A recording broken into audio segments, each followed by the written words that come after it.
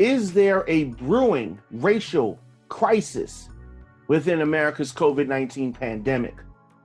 Relief payments to start being deposited within 2 weeks. And Nancy Pelosi creates a watchdog panel to oversee the COVID-19 spending. Today on The Diamond K Show.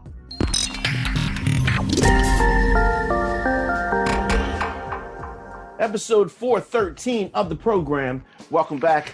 It's your man Diamond K in here. The Diamond K Show. Radio on Fire, of course, providing breaking news, entertainment, and political stories that matter to you from an independent point of view.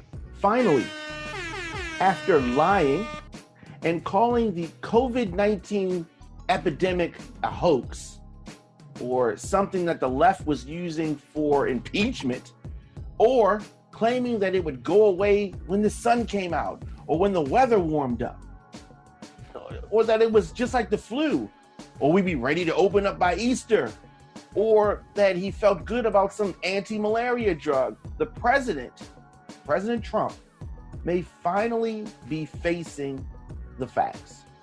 Recent press conferences have been dark, but a move in the right direction, relying on science and basically being realistic. The denial, the excuses, the irresponsible words, the lack of action, or the refusal to take COVID-19 serious is going to lead to more death in this country. The slow response that has been implemented or not implemented has caused a lot of the deaths that we are now seeing because, of course, many people who did not exhibit any symptoms could infect other people. So when you have places that you don't lock down, they're just ticking time bombs. Ticking time bombs. There is no magic cure for COVID-19. No miracle drug as of yet. But we have to continue to fight and stop the spread of this virus. The way this virus and this pandemic on a whole has been handled is borderline criminal.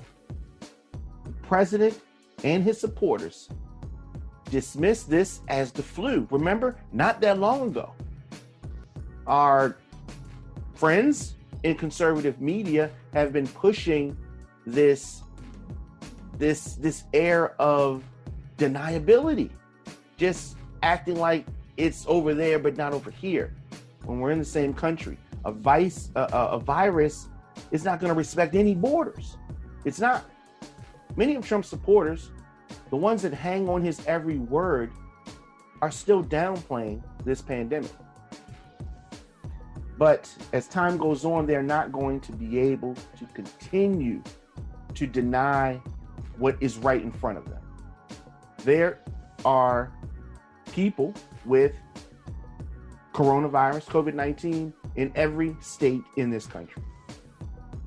And people that think that because they're somewhere where the outbreak is not nearly as big as, say, California, they still have a lot to worry about.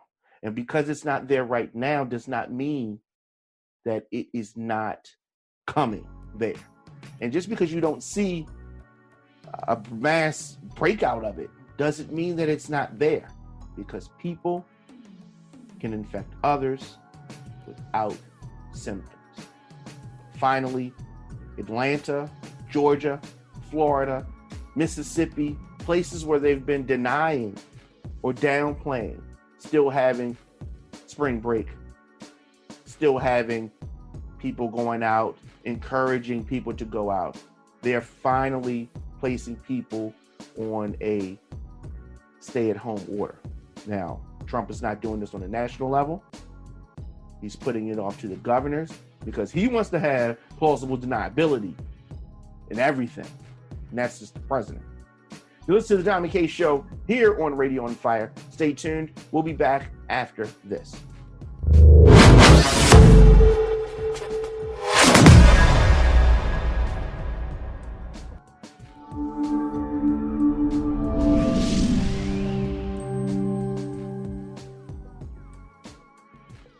And we are back. Radio on Fire, your man Diamond K, The Diamond K Show. Social media at The Diamond K Show. So, worldwide cases confirmed over 1 million. People that have recovered, 210,000. And deaths worldwide, 52,000. So let's concentrate on these numbers because I don't even want to talk about China's numbers. Let me tell you why. I don't believe China's numbers. I can't. We can't believe anything that China says, really. I mean, we got to take it with a grain of salt because the Chinese government has done a disservice. That's not even good enough.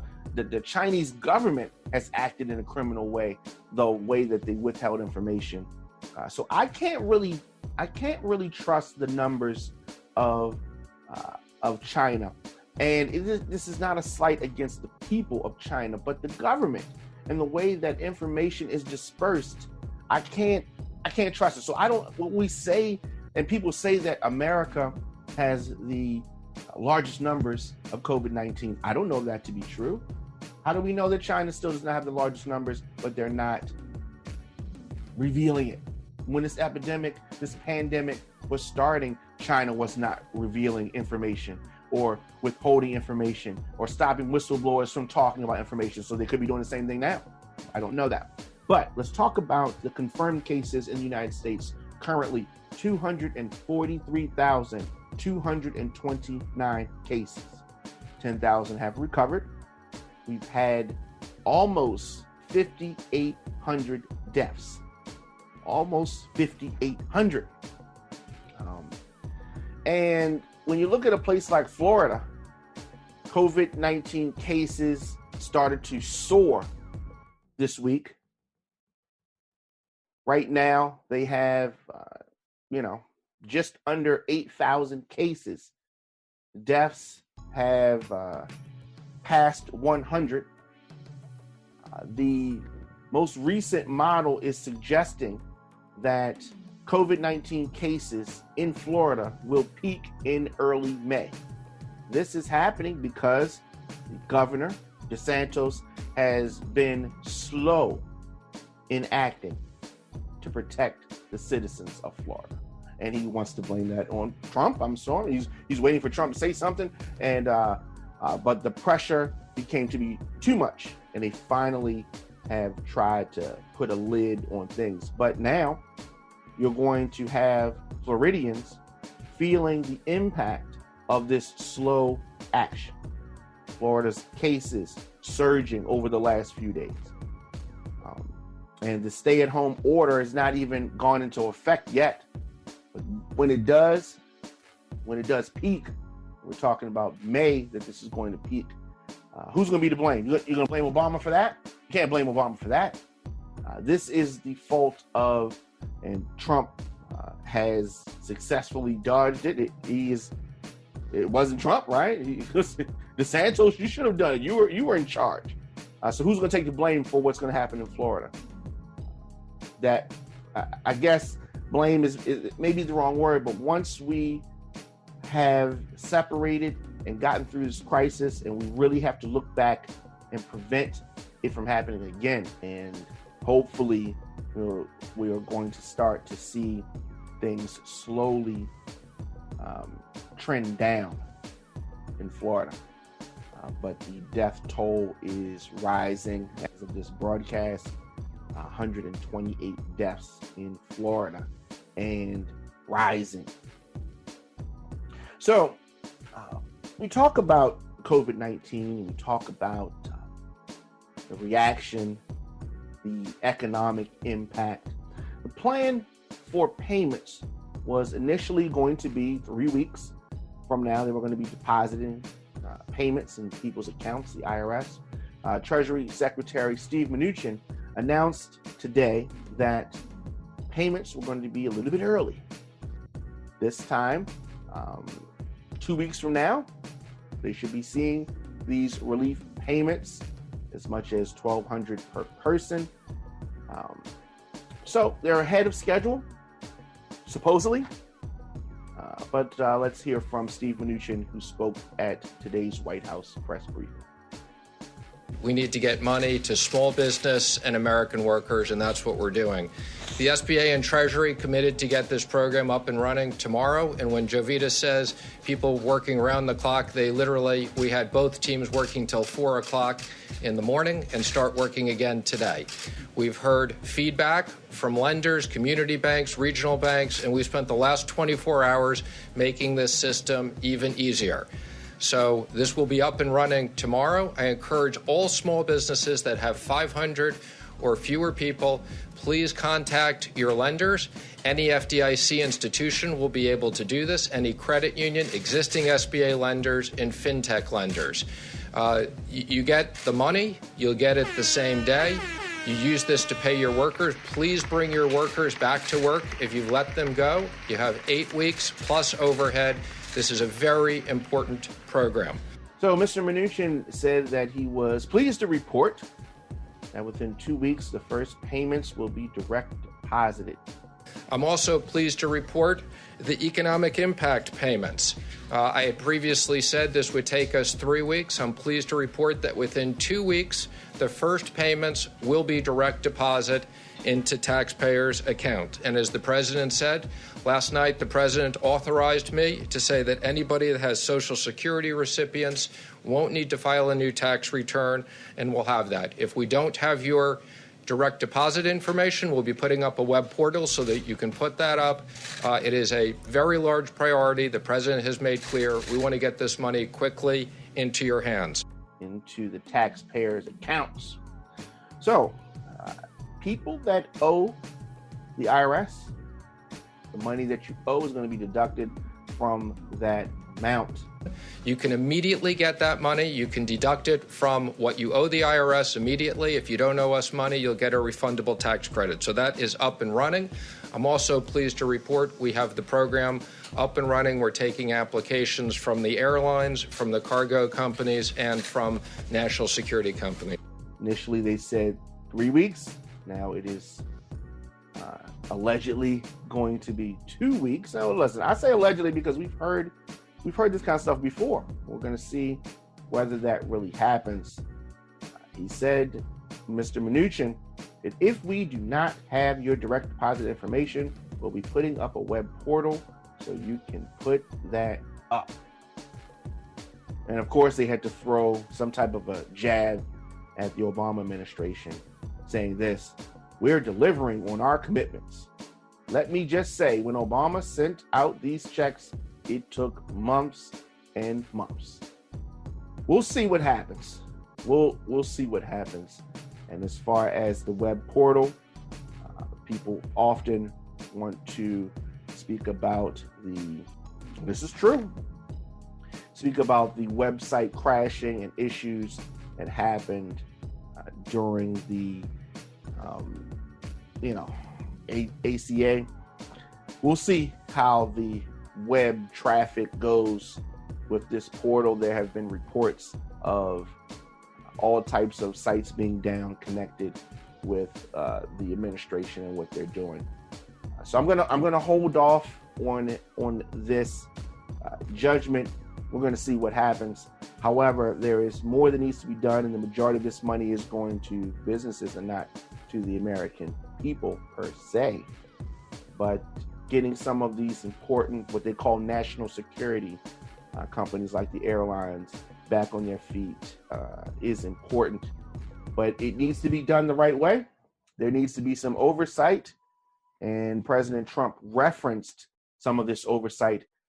House Speaker Nancy Pelosi also announced today the creation of a special House Select Committee to oversee the $2 trillion federal response to the coronavirus crisis.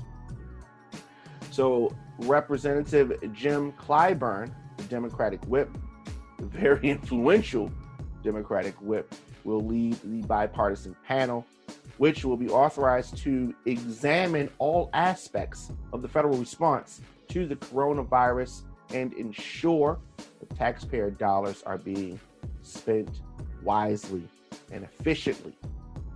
The panel will root out waste, they said, fraud and abuse. It will protect against price gouging, profiteering, and political favoritism. Pelosi told reporters on a press call, "We need transparency and we need accountability." So you already know, transparency and accountability, something that President Trump does not like. This is what he's going to call the new witch hunt. This is what he's going to call the new hoax. This is going to be the thing that he attaches and attacks when he's unable to spend money the way that he wants to spend it. Trump also talked about the national stockpile of personal protective equipment, what we're calling the PPE, but they're saying that's near depletion because they're sending it directly to hospitals. He did not mention today that they're also sending stuff overseas. Residents from at least 38 states, Washington, D.C., Puerto Rico, are under orders to stay home as Trump still resists a nationwide call. In order to truly handle this, we do need a nationwide call. You're going to see other countries pass us in putting a cap on this pandemic because of the way that it's handled, how they're attacking this. The fact that we're leaving it up to 50 individual governors and elected officials to handle, as opposed to the one person who claims he has the authority and does have the authority to do it, won't do it because he does not want to be held responsible. He wants all of the glory, but doesn't want to get his hands dirty when the time really comes.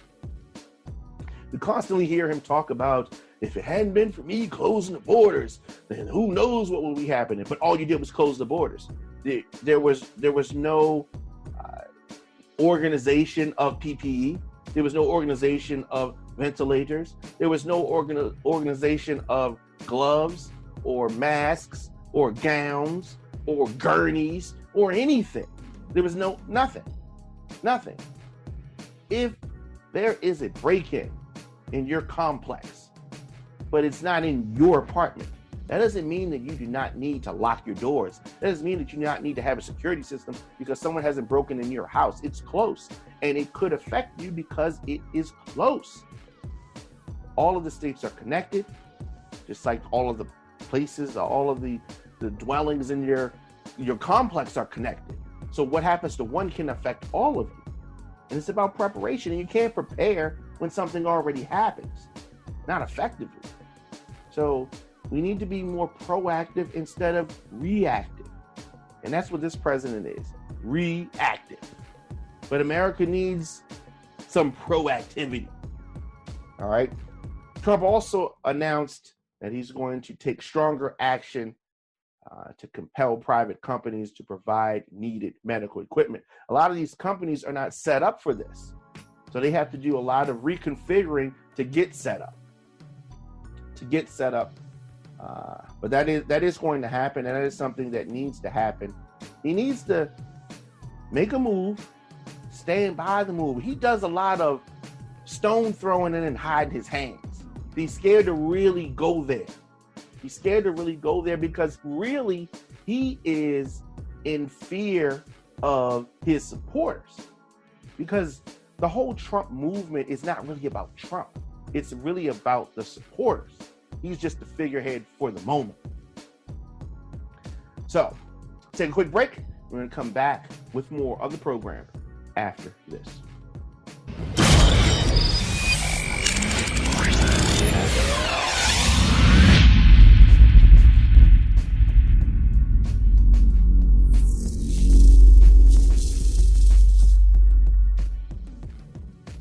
And we are back. So I have on my signature Ice Cube, or classic, let me call it classic, Ice Cube from, Boys in the Hood time, around that time period. So I thought my bandana would be good to go with that. So you'd be wondering, like, why is he dressed like that? What is going on with him? That's what's going on with me. We're back on the Diamond K Show. Your man, Diamond K, in here. President Trump said that he again tested negative for COVID-19 this morning, and he used a rapid 15-minute test, and the second go around was a lot easier and more pleasant. As you know, the initial test and the tested. He's referring to, he took it first. He take this long swab and stick it up, like way up here, and it's definitely not pleasant looking. So I can imagine. And Trump said this: from the White House physician, you may have it. The president said, holding up the White House memo with his negative test results. I think I took it really out of curiosity, he said, and to see how quickly and fast that it worked. So there you have that. Trump is tested negative. He failed his or passed his test, and I think that he is going to have to continue to take the test because he is continuously exposed to many people that have come in contact with it. Lastly, we may be waiting for a racial time bomb to explode with this disease. What do I mean? What am I talking about? People have been asking for the racial breakdown of patients and deaths and people infected. What is the racial makeup of this pandemic? Why would people ask that? Let me say this. We've heard President Trump and his supporters, people in the COVID-19 task force, say that hundreds of thousands of Americans could die. And if that happens, then that's the good response. It could be worse than hundreds of thousands, several hundreds of thousands. If President Obama had said, America, the good thing, on the good side, we'll lose a couple 100,000 people, can you imagine what the right would be saying? They wouldn't be saying, woo, oh, Obama did such a good thing. We're only going to lose a couple 100,000 people. Americans would be losing their minds. Conservative America would be losing their mind if President Obama had said something like that.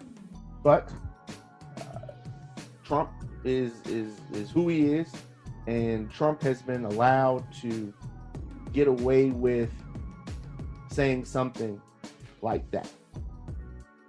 So we talk about the racial makeup, and the reason why I ask about that is, let's look at another thing. COVID-19, right? $2 trillion fell off the sky, record time. But let's look at a place like Flint. Had a water crisis that affected Black and poor people, Black and brown people, and white people too. People not of privilege. Still hasn't been fixed. No money came. Would have been a lot less money, a couple millions of dollars, right?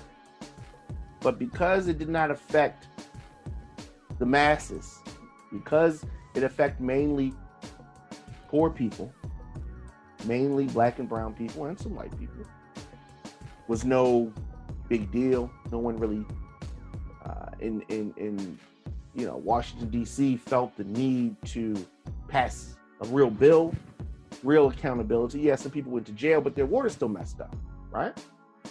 Here in Baltimore, in the schools, the water's still messed up. There's a lot of places they didn't want to fix that because then there would have been more water to be fixed. Because there are places all around this country where people are poor, and there's no real sense of urgency for them. There's a sense of urgency in this because the rich people are uncomfortable. Then things moved pretty quickly. But we don't know all of the makeup of the victims. Are poor people the only ones dying? No. Are poor people the main ones dying? I don't know. We need to see the racial makeup. Are every one of the classes of people getting the same type of treatment? Probably not. And I'm sure that when we get on the other side of this, we're going to see a lot. And that is why people are asking about that. They're putting together some teams to study the racial discrimination or if there is racial discrimination in the response to the coronavirus. You're going to start seeing this. You're going to start hearing about this. And I know people are saying, why are they asking about that? So there are going to be focus groups. There are going to be interviews. There are going to be surveys, but they're also going to be a detailed examination at the data. Here in Maryland, a team of college professors is about to start a study about how people have been racially discriminated against during this. Chinese Americans have been discriminated against. And there's going to be a lot. There's going to be a lot. And when the data comes out, we're going to really be able to analyze it. But there's no doubt in anyone's mind that this pandemic has brought out the best and the worst in people. So there's a race for a vaccine, which has not come yet. We're probably a year and some change away from that. But the important thing is, and people, you hear it all the time. People say, we're all in this together. And we are. But we want to all rise out of this together. We don't want Black and brown, poor people to be left on the other side of this, and some other people rise from the ashes. We're all in this together, so we all need to rise together. You listen to the Diamond K Show, of course, here on Radio on Fire. Also, social media, Instagram, Facebook, Twitter, at the Diamond K Show, at Radio on Fire. And I'm also doing a lot of browsing on TikTok. Hilarious. The videos are hilarious. And also, I am on TikTok at the Diamond K Show. For any show archives, exclusive content, hit that subscribe button. However you're hearing this or seeing this, you can also become a member at radioonfire.com/join. We are reporting for the nation. And I always say it, these are fascinating times that we live in. Politics, social issues, entertainment are breaking ground that have never been seen before. So join me daily for the Diamond K Show. And I will give you my thoughts on breaking news and so much more. You can hear the program on Spotify, Stitcher Radio, SoundCloud, Libsyn, Facebook, Instagram.